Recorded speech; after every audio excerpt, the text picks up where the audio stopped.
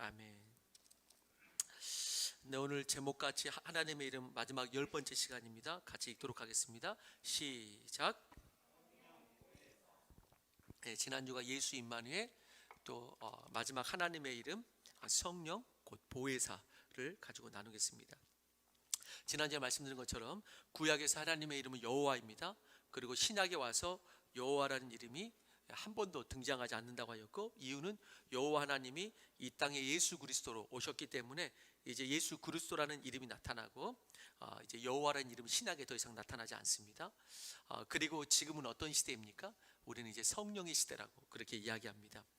예수님을 믿으면 성령을 선물로 주시고, 그 성령께서 주님 다시 오실 때까지 주님을 믿는 사람들과 더불어 살고, 이제 마지막 구원의 날까지 이렇게 인도하게 되는 것이죠. 예수님은 이 땅 가운데 잠시 오셔서 어떤 일부 지역에서 제한된 시간 속에서 함께 계셨지만, 이제 영원히 모든 사람과 함께 하시기 위해서 우리에게 이제 영으로 오시는 것이죠. 그래서 예수님은 그렇게 말한 것입니다. 내가 떠나는 것이 너희에게 차라리 더 유익이다, 이렇게 말한 것입니다.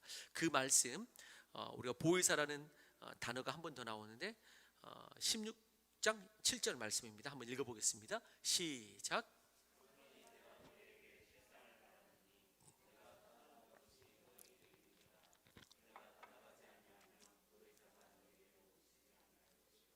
가면 내가 그를 너희에게로 보내리니.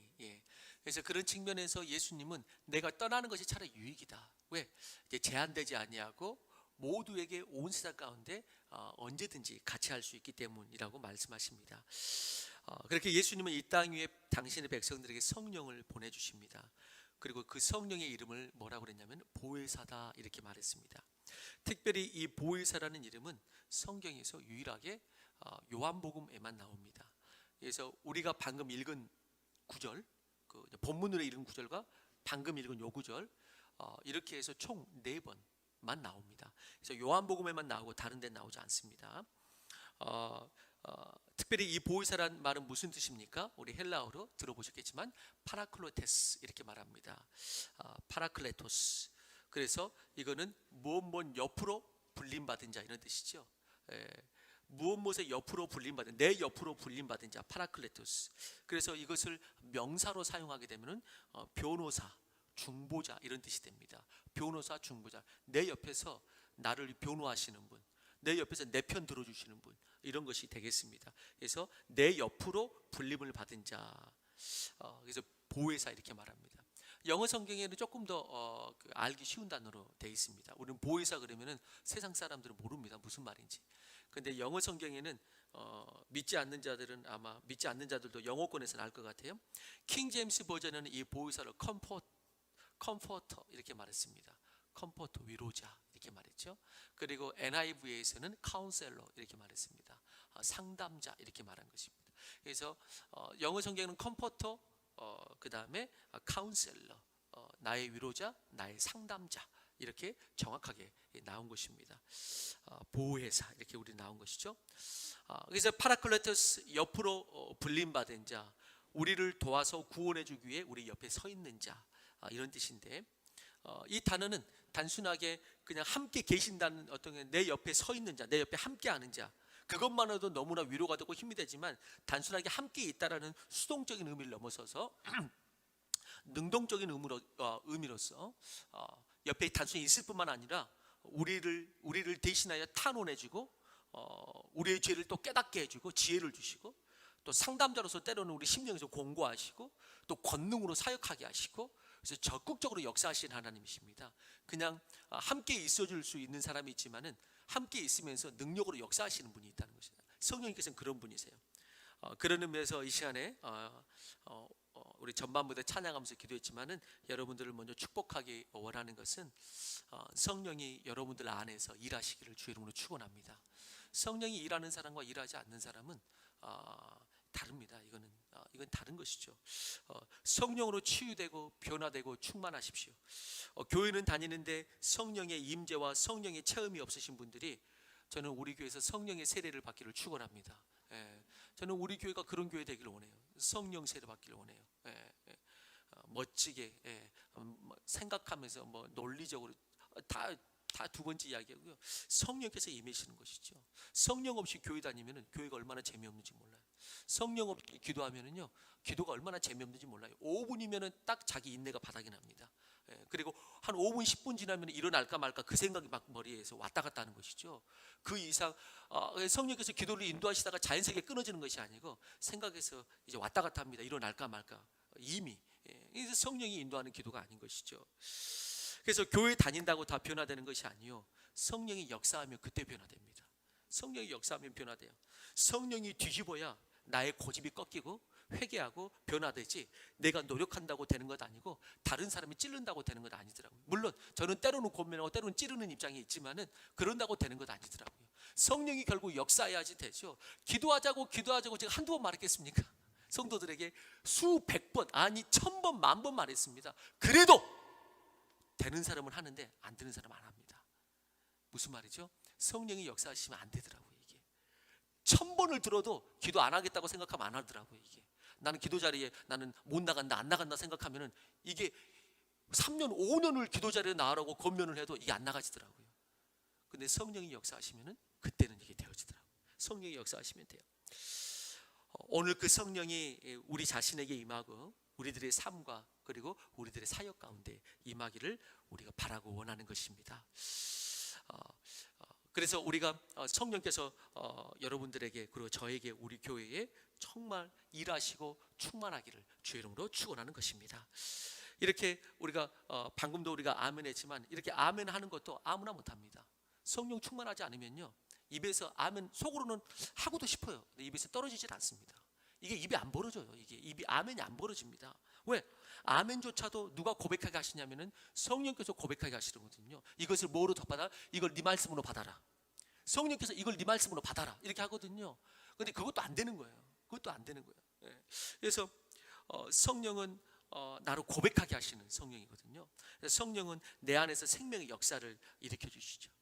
겹겹이 쳐 있는 나의 그 딱딱한 심령을 깰 수 있는 것, 그건 성령밖에 없습니다.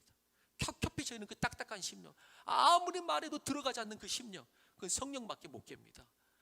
아무리 기도자고 권면해도 안 나오는 그 심령, 그 발걸음, 더 인도하면 화만 나고 더 말하면 화만 나고 하나님께서 인도하셔야지 그게 가능하더라고요. 그렇기 때문에 그나마 먼저 깨닫고 먼저 아는 자들이 기도할 수밖에 없습니다. 그래서 그들이 깨달을 수 있도록 하는 것이죠.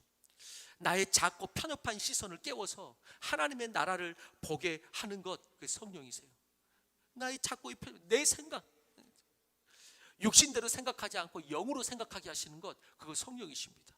성령이세요. 내 감정대로 생각하지 아니하고 진리의 지혜를 따라 판단하는 것, 이거 성령께서 해주시는 것이거든요. 근데 이거 놓치면, 진리 놓치면은 금세 그냥 감정에 따라서 이걸 판단하게 되어 있거든요. 그렇기 때문에 우리가 가장 먼저 구해야 할 것이 뭐냐면은 성령을 구하는 것이, 성령을 구하는 것. 성령을 구하는 자에게 다행히 성경은 선물로 주시겠다고 또 약속하셨단 말이죠. 그렇다면은 우리가 구할 수 있고 오늘 또 그 성령을 우리에게 선물로 줄 줄로 믿는 것입니다. 성령 세례가 이렇게 있을 때 그때부터 사람이 변하기 시작해요. 그 대표적인 인물이 누구죠? 그게 베드로예요. 베드로는 바로 전에 예수 그리스도를 부인했던 자잖아요. 떠났던 자잖아요. 그런데 성령이 임하면서부터 완전히 변화되기 시작합니다. 베드로가 진짜 베드로가 되는 것입니다. 그때부터 베드로를 통해서 진짜 교회가 세워지기 시작했습니다. 아까도 말씀드렸듯이 기도했듯이 건물 세웠다고 진짜 교회가 아닙니다. 건물 세웠다고 진짜 교회가 아닙니다. 성령의 사람들이 들어가야지 저희가 교회가 되는 것이지, 성령의 사람들이 들어가야지 성령의 교회가 되는 것이지, 그냥 아무것도 없는데 벽돌에 성령이 많은 거 아닙니다. 벽돌에 성령이 많은 게 아니고 성령 받은 사람이 들어가야지 성령의 교회가 되는 것입니다. 그렇기 때문에 저기 성령의 교회가 되려면 우리가 성령 받아야 되는 것이죠. 소망해 봐요. 다니엘 21일 기도하자 그랬는데 제가 계속 제가 믿음이 없더라고요. 제가 이제 그 우리 중보기도 팀에게도 기도하는데 이런 표현에서 죄송합니다. 오해는 하지 마시고 점점 형식적으로 돼가는 게 부분이 있어요. 왜 그러느냐? 처음에 우리가 중보기도 팀 이렇게 했을 때 그 얼마 기도하자 그랬냐면요, 그 이렇게 그 중보도 팀의 말씀으로 겟세마네 동산에서 예수님께서 기도하실 때 너희가 1시 동안도 깨어 기도할 수 없느냐, 이 말이 1시 동안도가 뭐냐면은 개역개정에는 이제 분명히 나왔죠. 1시간 동안도 이렇게 말하거든요. 그래서 처음에는 1시간 했거든요. 그런데 어느 순간 자기들끼리 30분 하자고 이렇게 광고하더라고요. 제가 그거 알아요. 그거 언제 했는지 알아. 그렇게 하더라고요. 낮추더라고. 왜? 1시간 힘드니까 낮추더라고요. 그리고 이렇게 요즘에는 보면 물론 기도해 주는 건 너무나 감사한데 우리가 정비할 필요가 있는 것 같아요. 요즘에는 그 30분도 못 채워요. 그냥 어느 정도 그냥 1, 20분 하다가 가는 사람, 예, 그 30분도 못 채워요. 그래서 야, 다시 해야겠다. 중보기도 팀 1시간 기도해야 된다. 그게 중보기도 팀이다. 중보팀이다. 그래서 우리가 이번에 다니엘 21일 기도하면서 또 제가 이제 3주 동안 이렇게 그게 릴레이 기도가 될지 지금 이제 계속 고민하고 기도하면서 주님 지혜를 달라고 기도하고 있는데 믿음이 없어가지고 다니엘 21일 기도 그러면은 이제 우리가 대부분 저기 교회에서 유명해졌잖아요. 저기 오륜 교회에서 이걸 이제 하잖아요. 다행히 이제 거기는 이제 여러 가지로 넉넉하고 더 큰 교회다 보니까 온갖 강사들을 매일마다 이렇게 하잖아요. 새롭게 나오잖아요. 웬만한 강사 다 나오잖아요. 그래서 그러면서 거기는 21일을 매일 하잖아요. 근데 원래는 그렇게 해야 되거든요. 다니엘 21일 기도는 다니엘이 그렇게 매일 했으니까. 그런데 제 머리에서 기본적으로 뭐가 돌아가냐면은 우리는 못해. 저부터 고백합니다. 저도 부족하기 때문에 우리는 못해. 오륜교회는 해도 우리는 못해. 그래가지고 이거는 그냥 릴레이로 돌려가지고 일주일에 한 번이나 나오게 해야 돼. 그래서 릴레이로 돌렸기 때문에 우리 했다 이렇게 해야 돼. 근데 이거 자체가 제가 이렇게 생각하면서도 나는 나부터 안 됐다. 난 나부터 이게 안 됐다. 다른 사람 안 하면 나 혼자라도 여기서 매일 저녁마다 하면 되지. 난 나부터 안 됐다. 이런 생각을 했어요. 근데 오늘 말씀 준비하고 이번 주에 다시 묵상하면서 또 새벽 예배 또 어쨌든 매일 드리면서 새벽 기도하면서 이렇게 하면 안 되겠다. 쇼부를 내려면은 확실히 쇼부를 내야지. 이렇게 그냥 어영부영 이렇게 하면 안 되겠다.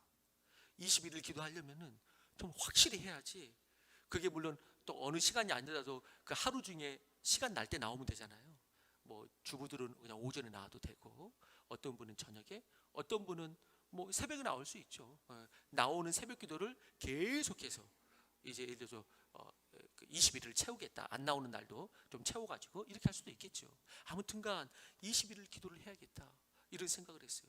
얼마씩? 1시간씩 무릎 꿇고 앉아도 되죠. 하나님께 1시간씩 기도해야겠다. 막 몸이 뒤틀리죠. 10분만 가도 원래 10분 이상을 해본 적이 없고 10분만 한 5분만 지나도 기도 마무리할까 말까가 여기서 막 생각이 왔다 갔다 하는 사람인데 1시간 있으려면 이게 오직 뒤틀리겠어요. 그런데 저도 그럴 수 있고요. 연약하니까. 그런데 그냥 그 자리를 기도를 충만하게 한다면 너무나 좋겠지만 그렇지 못하더라도 그 자리를 지킨다라는 심령으로 내가 주리를 틀고서라도 내가 주리를 틀면서라도 내가 이 예수님께서 너희네 1시간도 깨어 기도할 수 없느냐? 이 말을 하나님의 말씀으로 받고 다니엘 21일 기도를 내가 해야겠다. 그래야지 저 성전에 들어가더라도 의미가 있지. 그렇지 않고서는 우리는 허황된 꿈만 꾸지 성령의 실제가 아니고 그냥 저 교회에 들어가면 뭐 이렇게 마치 뭐 엄청난 좋은 일이 펼쳐질 것처럼. 아니요. 성령이 역사이지 역사됩니다. 성령이 역사이지 하나님의 일이 펼쳐지고 행복한 일이 펼쳐지고 부흥이 일어나고 그런 것이지, 건물 좋은 데 들어갔다고 그래서, 물론 또 솔직히 그렇게 좋지도 않습니다. 미취학실 최대한 더 꾸며보겠습니다. 미취학실 최대한 더 꾸며볼게. 벽지라도 예쁜 거 발라보고. 제가 요거 뛰어가다 붙이자 그랬어. 내가 요 유리하고 문이 있죠. 요거 이대로 뛰어가다가 거기다 붙이자 그랬어. 그냥 벽으로 하지 말고 예쁘게 유리문 하자고. 우리가 이거 뛰어가자고 그랬어. 내가 오늘 말했었거든요. 위 바닥도 다 보일러 깔고 이러자고 했어요. 보일러 깔자고. 우리가 뭐 무슨 말을 내지 못했냐.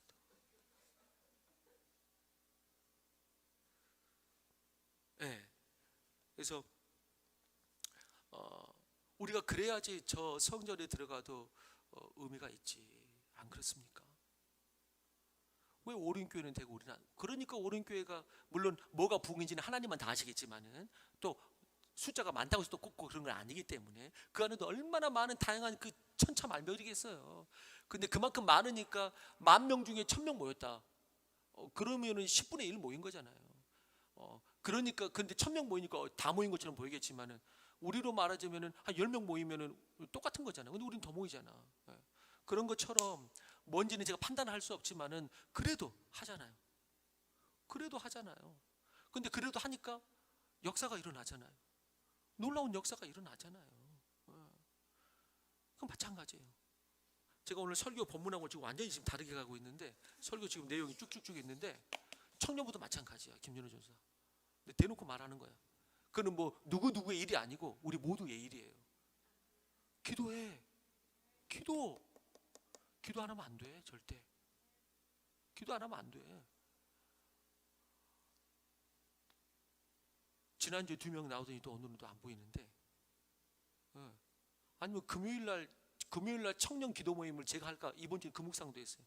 청년을 데리고 내가 금요 기도 해야겠다.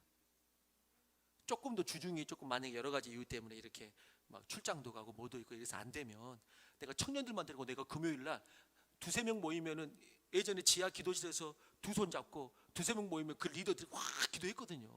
그러다가 한두 명 너도 기도하자 끌어들이고 막 이렇게 끌어당기고 해가지고 이렇게 해서 부흥한 거잖아요. 옛날 우리 때에 그런 것처럼 내가 청년들 다 내가 최소한 불러가지고 금요일날 손잡고 기도해야겠다. 다른 거 필요 없어요. 꼭 다 필요 없는 건 아니지만 기도에 비하면 다 필요 없는 거지. 기도하는 거예요. 기도. 자, 베드로가 진짜 베드로가 됐어요. 그때부터 진짜 교회가 세워지기 시작했어요. 건물 세웠다가 진짜 교회가 아니고 성령이 임해야지 진짜 교회예요. 근데 성령이 임하는데 그거는 벽돌 위에 성령이 임한다는 말 아니에요. 성령 임한 성도들이 가야지 성령이 임한 거예요. 성령 임한 성도들이 가야지. 여러분 초대교회 300년 동안 교회라는 건물은 없었습니다. 초대교회 300년 동안. 그러나 바울은 뭐라고 편지하냐면은 예를 들어서 고린도에 있는 교회들에게 편지하노니 이렇게 말을 해요. 교회에게 편지하노니 교회가 될 수 있는 두 가지 개념이 있습니다. 좀 이따 중복도 달 거예요. 여러분들이 교회가 될 수 있는 두 가지 개념. 첫 번째 성도의 연합이 교회예요. 두 번째 성령의 임재가 교회입니다. 그래서 이 두 개가 있으면 교회예요. 뭐가? 성령의 임재가 있는 곳이 교회고 그 다음에 성도의 연합이 있는 곳이 교회. 이 두 개가 있으면 교회예요. 이 두 개가 있으면은. 그런데 결국 키는 어디에 있느냐? 이 둘 중에서도 키는 성령의 임재에 있습니다. 성령의 임재가 없으면 성도들이 모여도 교회로 연합할 수가 없기 때문에. 성령의 임재가 없는 것은 아무리 큰 건물이 있고 많은 성도가 모여도 교회가 아닌 것입니다. 왜? 예수님이 그랬기 때문에. 예수님이 그렇게 예루살렘 성전 너무나 화려하고 크고 사람도 적게 모였다 많이 모였다? 많이 모였다. 많이 모였는데 예수님께서 인정을 안 했어. 성전으로. 많이 모였는데 예수님께서 성전으로 인정을 안 하시고 이 성전 무너질 거야. 오히려 악담을 했어. 저주를 했단 말이죠. 예수님은 그래도 성전 지켜줘야 되는 거 아니요? 예수님은 보이는 건물 지키지 않습니다. 그래서 성령의 임재가 없는 것은 아무리 큰 건물이 있고 많은 성도가 모여도 교회가 아니에요. 그래서 초대교회 300년 동안 보이는 건물은 없었지만 교회는 부흥하였고 가장 교회다운 모습이었어요. 이유는 두 개 때문에. 뭐 때문에? 그들이 모인 곳에 성령의 임재가 있었고 그리고 성도의 연합이 있었고 연합과 임재. 요것 때문에 교회가 된 거예요. 연합과 임재 때문에. 그러므로 성령 세례가 있을 때 그때부터 진짜 교회인 것처럼 성령 세례가 임할 때 그때부터 진짜 신앙생활을 시작합니다. 그때부터 진짜 신앙생활이 시작되는 거예요. 그래서 로마서 8장 9절은 이렇게 말하는 것입니다. 같이 읽어봅니다. 시작.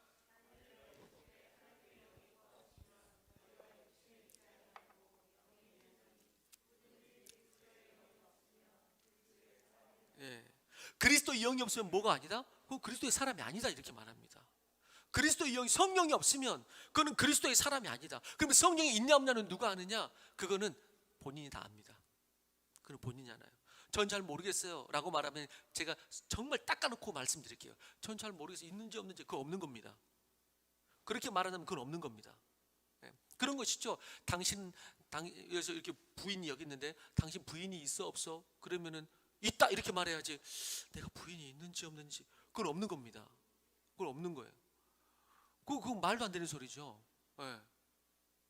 성령이 임재해 계시면은 성령이 계십니까? 그러면은 부족함이 있죠, 당연히. 그럼에도 불구하고 자식이 자기가 떳떳하기 때문에 부모가 있습니까? 자기가 부족하면 부족한 거고 부모는 있는 건 있는 거잖아요. 그런 것입니다. 난 성령이 있다고, 나 부족하지만 성령이 동행하신다고 이렇게 말할 수 있어야 되는데 성령이 계시냐고 물어보면은 있는 건 없는 겁니다. 그건 없는 거예요. 성령이 없으면 그런데 뭐가 문제냐? 그는 그리스도에 아직 영접하지 못한 겁니다. 그는 그리스도의 영이 없으면 그리스도의 사람이 그건 아니다 이렇게 말합니다. 그건 아니다 이렇게 말해요. 여러분, 그런 의미에서 여러분 스스로에게 물어보셔요. 여러분들은 성령 받았습니까? 여러분들이 성령 받았어요?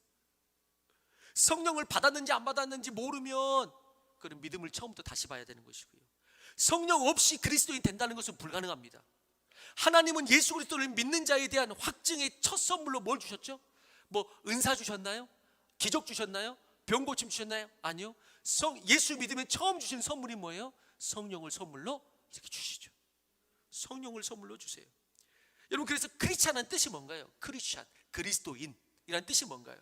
우리가 먼저 그리스도란 뜻이 뭐죠? 그리스도. 우리 이번에 배우신 우리 장 집사님, 우리 봤잖아요. 그리스도. 에?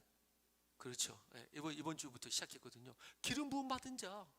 그리스도는 기름 부음, 예수 그리스도. 그래서 예수는 이름이고 그리스도는 직분에 해당하고, 그래서 기름 부음 받은 예수 이렇게 되는 것이죠. 기름 부음 받았다. 성경에서 기름은 뭘 뜻하죠? 기름 부어졌다. 그거는 성령, 은혜 이런 걸 뜻하는 것이잖아요. 성령의 기름 부으심, 성령을 뜻하는 것이죠. 그런데 우리 보고 뭐라고 말한다고요? 그리스도인. 그러면 그리스도인은 어떤 사람이에요? 그리스도인도 기름 부음 받은 사람들. 그게 그리스도인이에요. 기름 부음 받은 사람들. 다시 말해서 성령이 함께 하신 사람들. 그게 바로 크리스찬이라는 뜻인 것이죠. 크리스찬이라는 뜻이에요. 예수님도 이 땅에 오셔서 사역을 시작하기 전에 침례를 받고 성령이 비둘기같이 먼저 임하시면서 사역을, 공생애를 시작하셨습니다. 공생애를 시작하셨어요. 예수님은 그런 거 안 받아도 할 수 있겠죠? 아니요. 예수님도 그거 성령 가운데 시작하셨습니다. 사도행전을 통해서 복음이 이제 만방으로 흘러갈 그 시작점에서 예수님은 제자들에게 먼저 뭘 받기를 기다리라고요? 성령 받기를 먼저 기다려라 이렇게 말합니다. 오순절 마가의 다락방에서 성령이 부어지자 제자들이 이제 문을 박차고 나옵니다. 그리고 그때부터 신약의 사도의 시대가 시작됩니다. 예수님의 시대에서 사도 시대로 넘어가잖아요. 예수님의 시대도 성령 받으면서 시작했고 사도 시대로 넘어가면서도 성령 받으면서 시작하는 것입니다. 그렇습니다. 성령은 항상 그렇게 새로운 시대를 여는 새로운 시작점에서는 성령이 역사하세요. 그래서 시작을 위한 시작, 그것은 성령으로부터 시작하는 것입니다. 시작을 위한 시작. 그때 사역도 목회도 감당할 수가 있고 거룩한 열매를 맺는 것입니다. 아까도 청년부 말했지만 다른 부서도 마찬가지예요. 초등부도 마찬가지고 미척부도 마찬가지예요. 이제 아마 우리 박대진 목사님 이거 보고 있을 거거든요. 성령이 임해야 영혼들이 변합니다. 애들이 성령이 임해야 변합니다. 부흥의 역사가 일어납니다. 성령이 임해야 돼요. 성령이. 그걸 위해서 기도해도 기도. 얘들도 성령 임할 수 있고 얘들도 성령의 사람으로 살 수 있다고 저는 믿습니다. 요즘 우리 집에서 아내하고 고백하는 게 있어요. 우리 집에서 성령이 제일 충만한 사람이 누굴까요? 우리 집에서. 저희 집에서 성령이 제일 충만한 사람. 아침 저녁으로 찬양 부르고요. 아침 저녁으로 찬양 부르고 저녁만 되면 엄마 큐티 하자고. 저녁만 되면 엄마 큐티 하자고. 큐티 안 하면요, 맛있는 거 이렇게 엄마 뭐 반찬 투정하잖아요. 그럼 우리는 그런 부분에서 조금 이렇게 정확하게 이야기하거든요. 감사한 줄 알아라. 감사한 줄 알고 너무 투정하면은 조용히 해, 그만해 라고 어느 정도에서 받아 좀 끊습니다. 그러면은 만약에 맛있는 걸 안 해줬다 그러면 그 불평하다고 불평하지 마라 라고 딱 하면은 그거를 그냥 수긍하고 지금 분위기가 그렇거든요. 딱 끊거든요. 그런데 큐티 안 해주면은 그때는 울어버려요. 큐티 안 해주면 반찬 때문에 운 적은 없어요. 한 번도. 그 외의 것 때문에 운 적은 없어요. 그런데 큐티 안 하면은 울어요. 큐티 해주라고. 큐티 해주라고. 왜 큐티 안 하냐고. 그 말은 빨리빨리 좀 해주라 이 말이에요. 큐티 안 한다고. 큐티 해주라고. 저녁만 되면은 우리 TV 보거든요. 저도 스트레스를 솔직히 말하면은 TV로 많이 풀어요. 책도 보지만은 큐티도 하지만은 그렇지만은 또 좋아하는 프로그램도 있고요. 그럼 이렇게 보면은 그래도 생각 없이 해소가 될 때도 있어요. 인간인지라. 그런데 우리 집에서 다 TV 봐요. TV 안 보는 인간이 한 인간이 있어요. 막내가 TV를 안 봐요. 그럼 뭐 할까요? 방에 들어가가지고 엄마 핸드폰을 가지고 가가지고 켜놓고 우리가 1시간 동안에 대해서 어떤 예능이나 드라마를 본다. 그러면 1시간 동안 방에서 찬양 연습해. 계속 찬양 연습해. 계속 찬양 연습하면서 꼭 지금 뭐 예를 드는 거지 뭐 자랑하고 이런 거 아니에요. 또 오해하지 마시고 계속 찬양 연습해요. 그래가지고 우리 오늘 또 엄마 나 찬양팀 하고 싶은데 언제 하는 거야? 찬양팀. 주일날 오면 박대진 목사에게 목사님 우리 찬양팀 언제 하는 거예요? 찬양팀 서고 싶어요. 계속 이야기해요. 계속. 그래서 찬양하고 말씀 듣고 찬양하고 큐티하고. 그래서 우리 집에서 우리 둘이 우스갯소리로 야 우리 집에서 제일 충만한 아이가 저애다. 제일 충만하다 우리 집에서. 저는 우리 아이들도 성령 받으면 변화된다고 믿습니다. 성령 받으면 변화됩니다. 성령 받으면 말씀 사모하고요. 성령 받으면 막 찬양하기 좋아하고요. 이런 역사가 있습니다. 이런 역사가. 성령으로 기도하면요 억지로 기도하는 것이 아니고 기도가 됩니다. 기도를 하는 게 아니고 기도가 되는 것이죠. 성령 없이 기도하면 아까도 말했지만은 1시간 기도 그거 거의 1시간 기도한 줄 아는데 5분밖에 안 지난 것이죠. 성령으로 기도하면 5분 기도한 것 같은데 1시간이 훌쩍 지나버려요. 그런데 성령이 임하지 않으면 1시간 기도한 것 같은데 주리를 트는데 시간 보면 5분밖에 안 지났어요. 찬양이 달라집니다. 성령이 임하면 손뼉치며 찬양하고 손을 들고 찬양합니다. 근데 성령이 없으면 성령이 역사하지 않으면 손뼉 한번 치기도 쉽지가 않고요. 손 한번 드는데 거의 역기 100kg짜리 드는 거하고 똑같아요. 이게 안 올라가가지고 그렇게 손 하나가 무거울 수가 없어요. 이게 무거울 수가 없어요. 그러나 다윗은 왕이어도 바지가 내려가도록 찬양하지 않았습니까?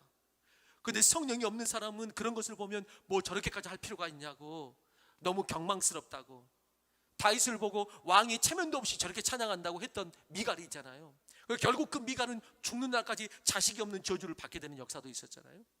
여러분 성령이 주시는 감동대로 찬양하시기 바랍니다. 성령이 주시는 감동대로. 성령이 역사하면 하나님 나라를 섬기고 봉사할 때 독수리 날개치는 샘이 생깁니다. 샘이 생겨요. 제가 언젠가 말씀드렸죠. 제가 스스로 가장 힘들고 목회하면서 비참할 때, 그러니까 언제인가 그것은 쇼할 때. 제가 알거든요. 솔직히 말해서 여러분, 제가 저 고백하는 거예요. 제가 저를 알거든요. 제가 쇼할 때를 아는 거예요. 오늘은 아니에요. 오늘 조금 준비하고 했기 때문에 지금 제가 쇼할 때를 알거든요.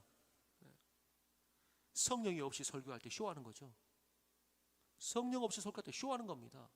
그 진리가 완전히 내 것이 안 돼가지고 어디서 그냥 조금 보고 베껴가지고 그냥 그렇게 조금 살짝 어디 다 따가지고 그렇게 할 수 있거든요. 얼마든지.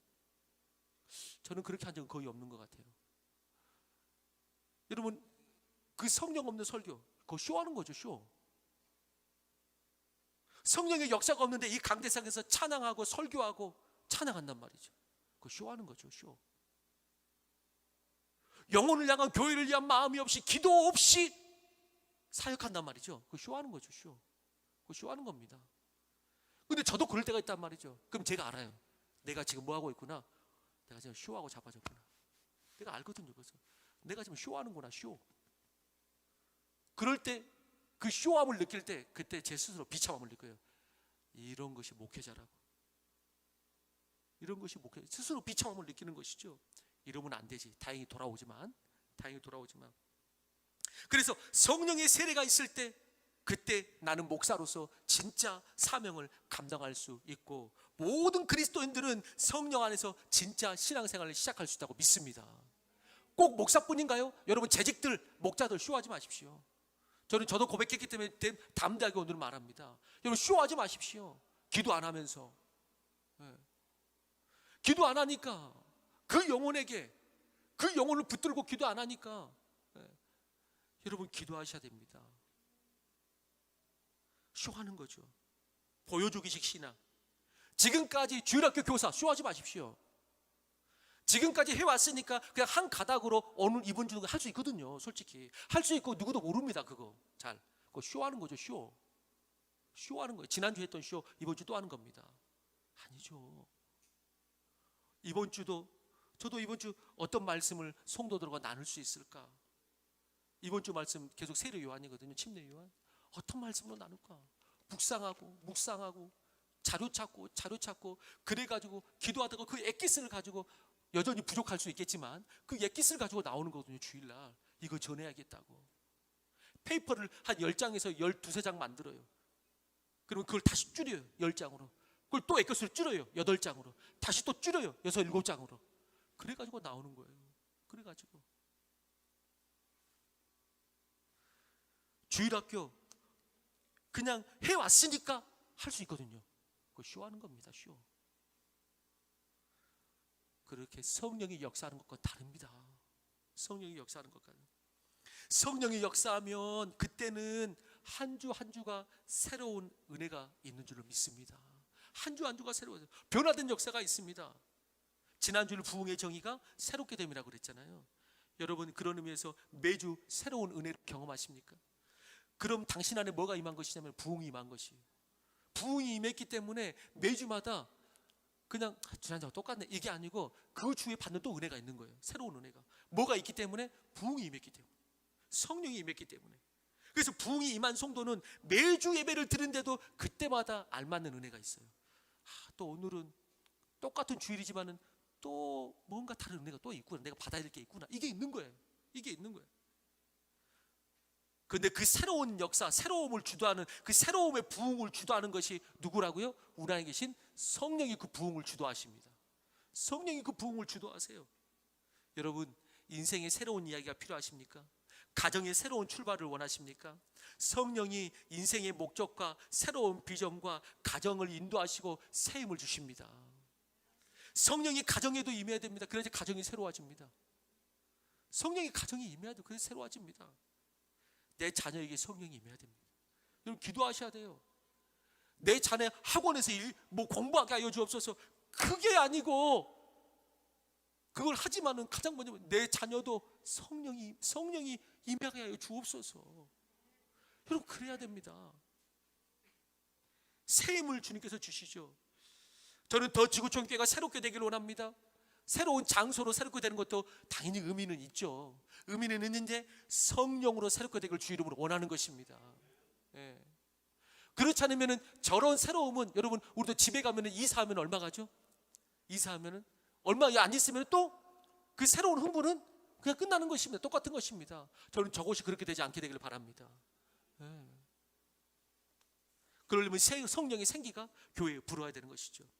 그리고 오늘 무엇보다 말씀 듣고 싶은 것은 성령께서는 보혜사로 우리의 연약함을 돌보기도 하시고 내 마음속에 상담자가 되시고 우리의 기도를 돕기도 하시고 권능도 주시면서 우리하고 동행하신데 그러므로 결국 우리를 성령께서 인도하시는 곳이 어디냐? 우리를 어디로 인도하시냐? 여러분 성령께서 결국 우리를 궁극적으로는 진리 가운데로 인도하십니다. 그게 성령 보혜사의 사역입니다. 성령은 어떤 영이시기 때문에 오늘 본문에 보니까 보혜사라는 표현이 나오면서 계속 똑같이 그 뒤에 설명할 때 보혜사는 이런 역할을 한다 이런 영이다라고 계속 나오는데 그게 진리의 영이다 이렇게 말합니다. 보혜사는 진리를 깨닫게 하고 진리의 영이다. 오늘 말씀에 보혜사이신 성령, 보혜사는 나의 위로자가 되시고 컴포터, 카운셀러 이게 된다고 말하잖아요. 그런데 진리의 영이야. 그렇다면 뭘로 성령께서 내 안에서 뭘로 사역하신다는 말이죠? 진리로 그 역사를 하겠다는, 진리로 사역한다는 거예요. 진리로. 그래서 오늘 말씀에서 보혜사이신 성령을 강조할 때 16절에도 17절인가요? 17절에도 진리의 영이라 이렇게 말하고요. 14장. 그다음에 15장 16절에도 그는 진리의 성령이라 이렇게 하십니다. 그가 모든 것을 가르치고 또 생각나게 하시리라 이렇게 말하는 것입니다. 그래서 첫 번째 오늘 전반부 좀 말을 좀 길게 했지만은 이게 첫 번째 대지입니다. 오늘 두 가지 대지 말하는데요. 같이 읽어봅니다. 시작.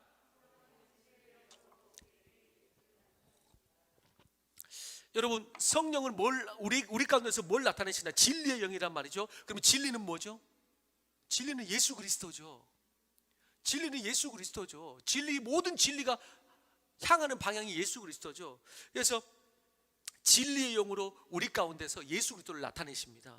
그래서 그가 성령의 사람인가 아닌가는 어디에서 가장 강력하게 나타납니까? 그가 성령의 사람인가 아닌가는 어디에서 가장 강력하게? 진리 앞에서. 무슨 말이죠? 그 사람이 그 무엇보다도 말씀을 기뻐하는 사람이에요. 그 사람은 성령의 사람입니다. 그 사람이 무엇보다도 말씀을 기뻐해. 근데 어떤 사람은 그래서 말씀을 배우기를 좋아해. 계속해서 하나님을 알아가는 것을 좋아해. 진리를 아는 것을. 그 사람은 성령의 사람입니다. 근데 어떤 사람은 말씀을 배우자 그러면은 계속 도망다녀. 만약에 그 안에 성령이 있다면 그럴 리가 없죠. 만약에 그 안에 성령이 있다면 진리에서 막 도망다니겠습니까? 그건 말이 안 되죠. 말씀을 듣고 배우는 것을 성령의 사람은 좋아합니다. 그래서 좋아해요. 다른 어떤 위로와 치유보다도 말씀 한 구절이 위로가 되고 치유가 되는 것을 경험합니다. 말씀 한 구절이. 그런데 예를 들어서 봉사도 열심히 합니다. 교제도 좋아합니다. 활발합니다. 그런데 말씀 앞에서는 좁니다. 그것은 다른 것에서는 아무리 깨어있는 것 같이 보여도 그건 영적으로 지금 죽은 것입니다. 다른 것에서는 아무리 깨어있는 것처럼 보여도 그건 영적으로 죽은 것입니다. 예전에 젊은 집회, 청소년 집회 할 때 그런 경우 많이 경험했어요. 찬양할 때 뛰고 박수 치면서 엄청 열정적입니다. 밴드가 멋지고 흥분된 음악으로 인도합니다. 리더가 멋지게 멘트하고요. 찬양 시간이 30분을 넘어 1시간을 찬양합니다. 얼마나 은혜로운지요. 그리고 말씀이 들어갑니다. 조금 지나면은 청소년들이 젊은이들이 집중을 못합니다. 모두는 아니겠지만 방금 전에 찬양했던 애가 졸고 있습니다. 거기서 방금 전에 찬양했다가 졸고 있습니다. 그날 저녁에 헌신하겠다고 일어났는데 다음날 아침에 늦잠 자가지고 집에 늦게 옵니다. 예, 수두룩합니다. 이런 일이. 여러분, 어렸을 때하고 지금하고 저에게 달라진 것이 하나가 있다면 뭐냐면은 여러분, 좀 먹는 것이 달라졌어요. 식욕이 좀 달라졌어요. 여러분, 어른이 되면서 나중에 또 다른 입맛이 바뀔지도 모르겠어요. 식욕이 바뀌더라고요. 조금씩. 다시 말해서 예전에는 비굴한 예를 들면은 예전에 그 김장 때 김치를 담그고 나면은 이제 전라도만 그런지는 모르겠지만 김치에다가 굴을 섞거든요. 그러면 어렸을 때는요, 그 굴이 묻어 있는 김치, 굴이 섞여 있는 김치는 못 먹었어요. 그 김치에서 그 굴의 그 비린 맛이 나가지고 굴이 섞여 있는 것에 굴이 그 포진되어 있는 그쪽 옆에 이제 묻지 않는 김치, 그걸 먹었거든요. 근데 지금은요, 입맛이 바뀌어가지고 굴이 어디 있나? 그 굴하고 합해가지고 그렇게 먹어야지 이게 제대로 맛이 나요. 그래서 굴을 막 먹어요. 예전에는 나물을 잘 안 먹었는데 이제는 나물을 먹다 보면 좀 향긋하고 구수한 맛이 이제 느껴져요. 여러분, 인생의 철이 들면서도 식욕도 조금씩 변하는 것 같은데, 그런데 여러분, 거듭난 사람들이 식욕이 바뀐다는 것입니다. 여러분, 성령의 사람들은 식욕이 바뀌어요. 뭘 어떻게 바뀌죠? 주님의 말씀을 양식으로 삼습니다. 식욕이 바꿔요. 그래서 신앙이 철이 들수록 식욕이 바꿔요. 뭘로? 처음에는 어떻게 기도응답에 기적적인 거 없나, 병고침 확 했다가 그냥 누가 좋은 말 한마디, 누가 위로 말 한마디 하면은 그냥 그런 말에. 근데 점점 신앙이 철이 들면 식욕이 바뀌어요. 뭘로? 그런 것도 다 지나가는 거고, 다 그런 말도 쓸데없다. 뭘로 바뀌냐면은 말씀이 이제 맛있어요. 그 오리지널한 그 말씀이 맛있단 말이죠. 그 말씀이 맛있어져요. 식욕이 변해요. 말씀에 목말라요. 예수님 믿으면서 다른 것보다도 영혼의 양식인 말씀을 먹고 싶어요. 성령이 함께 하시면서 영적 철이 들어가면서 식욕이 변화돼요. 말씀으로. 여러분, 그래서 성령이 역사하시면은, 성령이 우리 안에 역사하시면, 들어오시면 말씀을 듣고 먹는 것이 좋아집니다. 왜? 성령은 무슨 영이기 때문에? 진리의 영이기 때문에. 진리의 영이기 때문에. 성령이 오셨다는 그 증거 중에 하나예요. 그게 성령이 지금 역사하신다는 증거 중에 하나예요. 내 영이 잠들고 있다는 증거가 뭐예요? 말씀 앞에 반응을 안 한다는 거예요. 딱딱하게 굳어져 가지고. 성령이 역사하지 않는다는 거예요. 여러분, 성령이 역사하면 진리가 좋고요, 말씀이 깨달아집니다. 글을 배우지 못한 노인도 성령이 임하니까 성경 읽기를 좋아하게 되고요, 글씨가 튀기 시작하고, 세상에서 박사학위를 받았어도 깨닫지 못하는데 그 노인네가 성령이 임하니까 말씀이 깨달아지기 시작하고요, 박사도 같이 말씀 암송하자 그러면 어렵다고 암송 못하는데 그 이옥불 할머니, 저는 아직도 그 이름을 이렇게 잊혀지지 않아요. 기억해요. 그 이옥불 할머니는 말씀을 암송하는 거예요. 왜? 성령이 임하니까. 성령이 임하니까 말씀이 외워지는 거죠. 성령 우리를 위로도 하시고 능력도 주시고 인도하시며 결국 길과 진리 대신 예수님 앞에, 그리고 진리 앞에 세우는 것입니다. 그래서 성령의 역할이 뭐냐? 기적도 나타낼 수 있고 다른 위로도 할 수 있고, 결국 그렇게 해서 뭐 하려고 그러냐? 이 진리의 영이 진리 대신 예수 앞에 세우려고 하는 것입니다. 진리 대신 예수 앞에 세우는 것, 그것이 성령의 여러 가지 사역이 있을지라도 궁극적인 목표입니다. 궁극적인 목표예요. 그래서 보혜사는 진리의 영으로서 믿는 자들을 진리 그 자체이신 그리스도께서 그리스도께 인도해 주는 안내자인 것입니다. 여러분, 헷갈리면 절대 안 돼요. 제가 이 성령이 설교하면서 여러 가지 주제들을 이야기할 때마다 조금 제가 성경의 원론적인 정의를 잡아주기를 저는 원하잖아요. 설교하다 보면은 그러기를 원해요, 솔직히. 왜? 너무나 많은 관념들을 가지고 이상한 데서 배워가지고, 또 그러면 또 이전교회가 좀 나쁜 것은 아니고, 좌우지간. 예. 여러분, 성령이 여러 가지 사역이겠지만 궁극적인 방향이 뭐라고요? 진리 앞에 세우는 거예요. 진리 대신 예수 앞에 그를 세우는 것입니다. 진리 대신 예수를 만나게 하는 것입니다. 그리스도께로 인도해주는 안내자인 것이죠. 그리스도께로 인도해주는 안내자예요, 성령은. 그래서 여러분들이 성령은 우리 가운데 오셔서 뭐 하십니까? 라고 물어보면은 뭐 기적 뭐 여러 가지 말하는 게 아니고요, 여러분들은 성령께서는 우리를 그리스도, 진리 대신 그리스도 앞에 우리를 세우기를 원하십니다. 여러분, 그렇게 말해야 돼요. 진리 대신 그리스도 앞에 우리를 세우기를 원하십니다. 그래서 보혜사는 우리에게 그리스도를 보여주는 자입니다. 우리에게 그리스도를 계시해 주는 자예요. 그래서 15장 26절, 우리가 본문으로 안 읽었는데요, 요한복음에 나타난 보혜사의 한 구절이 더 있습니다. 15장 20 아닌데? 아까 읽었죠, 우리가.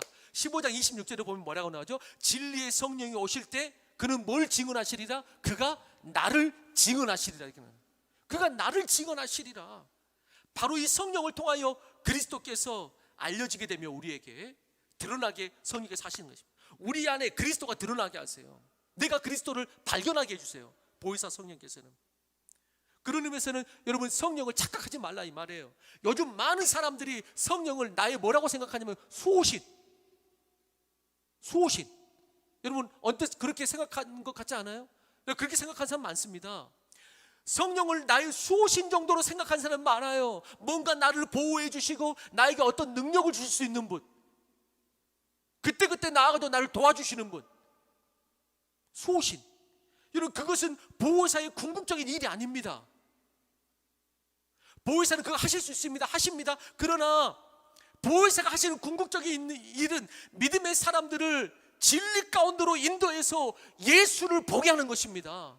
진리 대신 예수를 만나게 하는 거예요. 그것을 어렴풋한 그 진리 대신 예수를 명확하게 성령 안에서 보는 거예요. 내가 예수를 내가 알게 됐다고, 내가 예수를 분명히 이제 본다고, 이러는 것입니다. 그 진리 대신 예수를 알게 하는 것이 목적이지 내 삶의 수호신이 목적이 아닙니다. 예수님을 믿는데 성령이 함께 하신다고, 근데 성경 공부하자 그러면 안 해.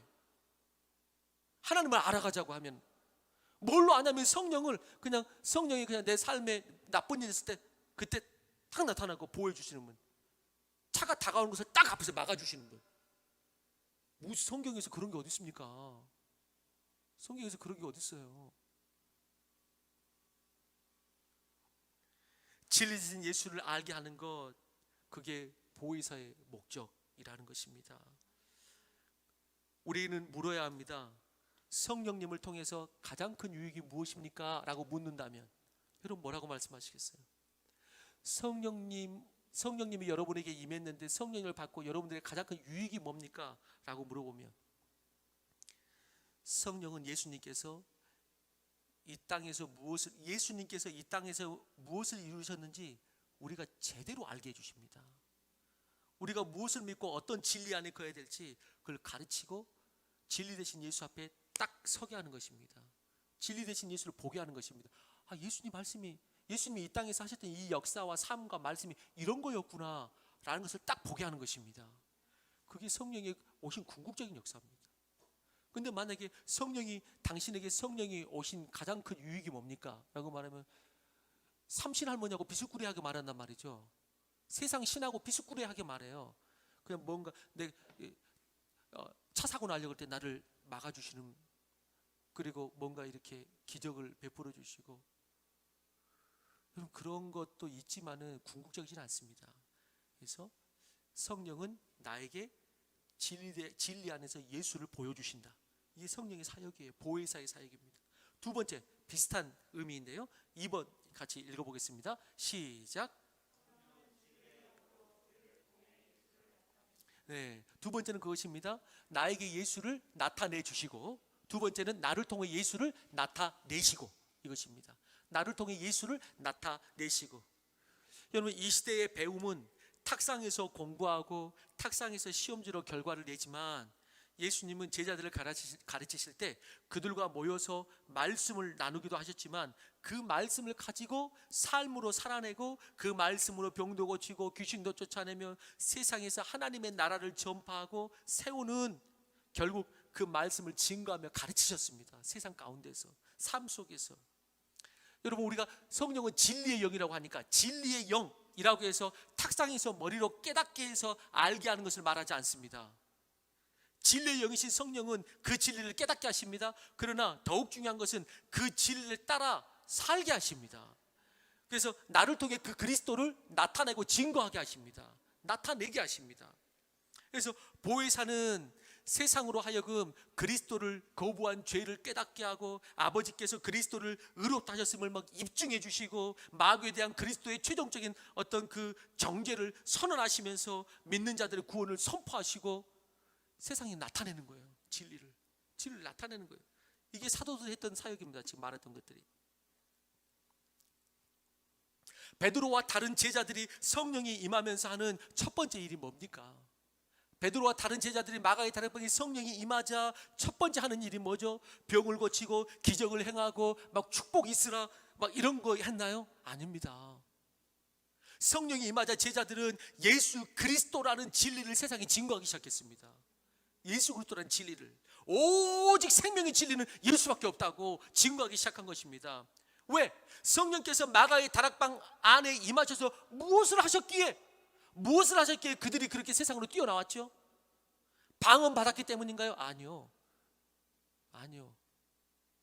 어떤 무식한 사람들은 성령 받은 증거가 뭐냐면 방언 받았다고. 정말 어떻게 처음부터 해야 될지. 성령 받은 증거가 뭐냐? 방언 받았다고. 방언 받은 게 성령의 증거입니까? 그건 그냥 은사로 지어진 것이죠. 성령 받은 증거가 뭡니까? 그것이 그들이 예수 그리스도를 나타낸 것입니다. 그게 성령 받은 증거죠. 그게 성령 받은 증거. 여러분, 그들이 마가의 다락방에서 어떤 일이 있었길래 그들은 이제 이제 예수 그리스도를 나타내는 삶으로 나아갑니까? 그냥 그 뒤집으면 답이 바로 나오죠. 마가의 다락방에서 성령께서 예수님을 그들에게 보여주신 것입니다. 그러니까 그들이 그걸 깨닫고 나와서 예수 전하는 것입니다. 그들이 예전에는 예수님이 말씀하셨던 것들을 미처 깨닫지 못하다가 이제는 깨닫기 시작한 것입니다. 성령이 임하면서, 아, 예수님 말씀이 이거구나, 아, 예수님이 말했던 십자가와 부활이 이거였구나 라는 것을 완전히 성령이 임하면서 완전히 깨달아지고 그 예수를 본 것입니다. 그들 안에서 진짜 복음이 시작된 것입니다. 그래서 예수가 마가의 다락방에서 진실로 보인 것입니다. 이제 예수가 보인 거죠. 성령이 임하면서. 성령은 그들에게 진리를 깨우쳐 주셨고, 그래서 그들은 마가의 다락방에 나와서 예수 그리스도라는 진리를 선포하기 시작한 것입니다. 그래서 성령은 두 가지 사역을 하십니다.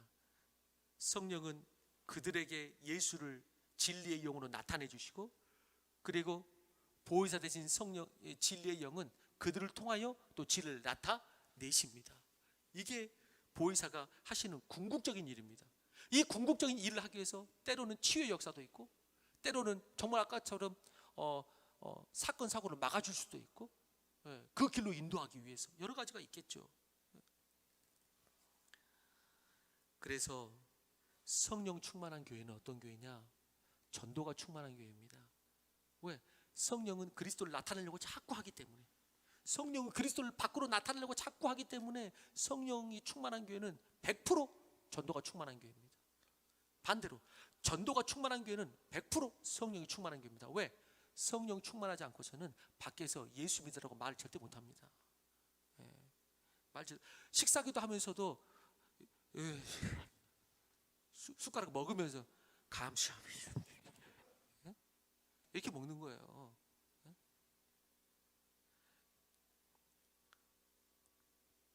여러분, 한 성도가 예수 그리스도의 복음을 받고 성령이 임한 증거, 그건 뭡니까? 그는 그가 예수님을 나타낸다는 것이죠. 복음을 증거한다는 것이죠. 그래서 그 유명한 사도행전 1장 8절은 성령이 임하시면 하고 어떤 현상이 일어난다고 분명히 말합니까? 성령이 임하시면 예루살렘과 온 유대와 사마리아 땅끝까지 이르러 내 증인이 되리라, 이렇게 말하는 것입니다. 교육받는다고 장로 됐다고 전도 안 합니다. 그것 때문에 전도하는 거 아닙니다. 집사 됐다고 전도하는 거 아니더라고요. 성령이 임해야지 전도합니다. 성령이 임해야지 전도해요. 그래서 성경은 분명히 말합니다. 이제 성령이 임할 건데, 성령이 임하면은 내가 너희들한테 예수 그리스도를 확실하게 나타내 보여줄 것이고, 너희는 그 예수를 또 세상에 나타내 보여주게 될 것이다. 너는 증거하게 될 것이다 라고 말하는 것입니다.